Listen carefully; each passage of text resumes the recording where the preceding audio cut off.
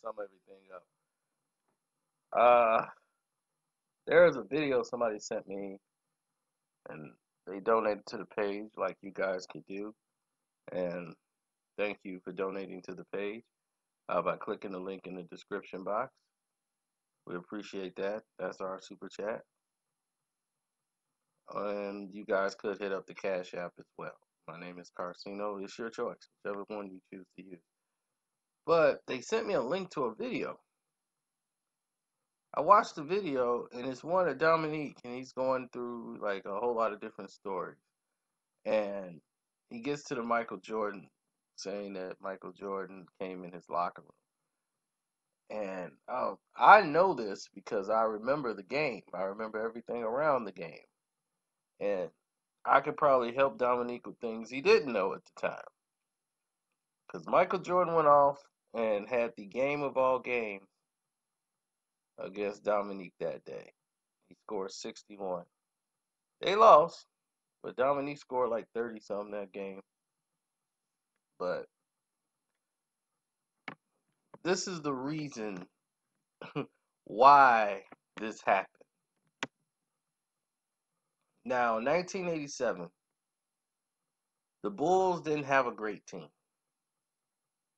I mean, they had some guys that could get hot, at a moment's notice and actually, do some things.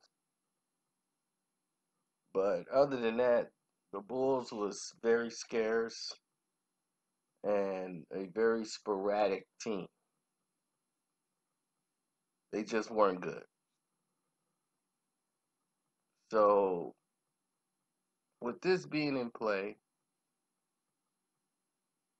you're looking at a Michael Jordan who was trying to get the team into the playoffs, while the rest of the team was basically told to tank. So, you were getting a Michael Jordan who was fierce at this time. He's mad at management. He's mad at a lot of people around. Michael Jordan was a guy who wants to compete. He wants to be out there, doing what he do, and this is what he loves to do. So the 87 season was an entire revenge season for Michael Jordan. That playoffs in 86 where he went up against the Boston Celtics and put up that number that he did was incredible. So I think that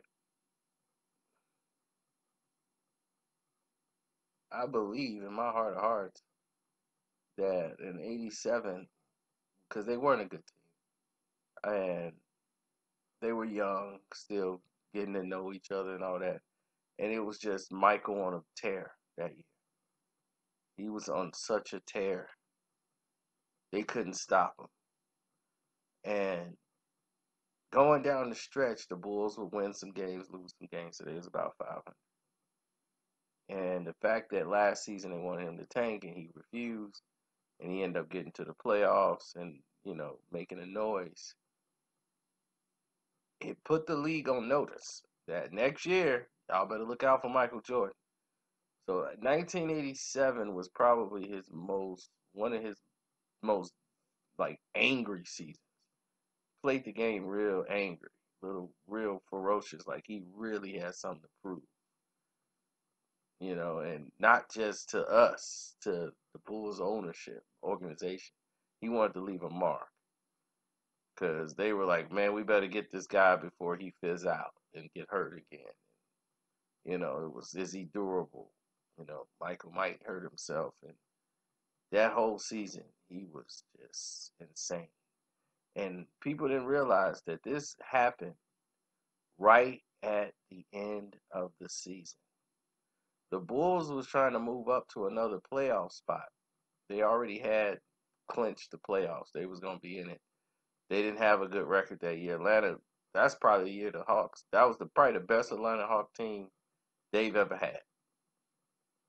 And Randy Whitman was their two guard. I think he was coach of the Wizards. Is he still coach of the Wizards? I don't know, but yeah, the coach for the Washington Wizards, Randy Whitman. And people only know him because of this game, where people just felt so sorry for Randy Whitman, who had to guard Michael Jordan that night. And it seemed like no one helped him. But what's so memorable about it that stood out more than anything is the fact that 2 games prior, the season was coming to an end. There was an article written, I want to say in the Sun-Times by Lacey Banks or somebody else, saying how close Michael Jordan was coming to doing something only Wilt Chamberlain had done. And that was the first time someone seen it, like in writing. And nobody besides Wilt Chamberlain has ever scored over 3,000 points in a season. It hadn't been done. Everybody else has tried. Wilt has done it numerous amount of times, but nobody has ever done it. Michael Jordan was the closest to ever get to like this close. So a lot of people said he can't make it. Too many points, not enough games. Oh, there was time. Michael scored 50-something that night when the article came out. Followed that up with another 50-plus performance. Then comes Atlanta. There was 4 games left in the schedule. He scored 50, another 50-some point game. Then comes Atlanta. That's when Dominique says Michael walks into their locker room when they was coming in there in their business suits. And he walks right up past everybody, went to Randy Whitman and said, "You better lace him up tonight. You finna have a long night tonight, buddy." And that was basically it. Michael was going for it that night. He was in range. And with 2 games to go, this would ensure he would have it. Michael put on a performance of a lifetime in that game. He not only scored 61 points, he scored 23 consecutive field goals in a row for the Bulls. 23 consecutive.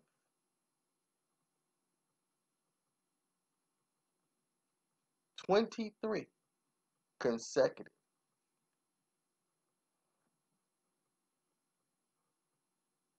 And I'm like, what is going on here?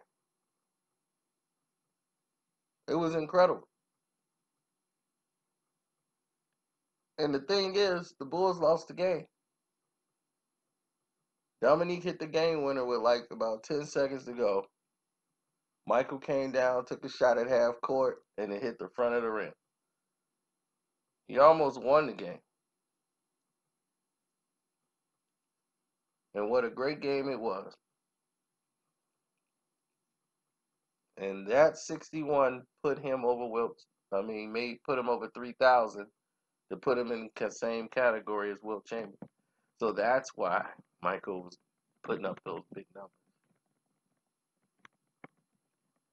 And that's why Dominique and Atlanta had a rough time, but they were so good at that time, they won the game anyway. So now maybe, I don't know, Dominique probably knew, but this is why y'all got hit. Y'all got an aggressive Michael that night. Y'all got a Michael that was in the zone. So with that being said, I'm out. You guys have a great night. It's your boy Carcino saying thank you guys for all your support.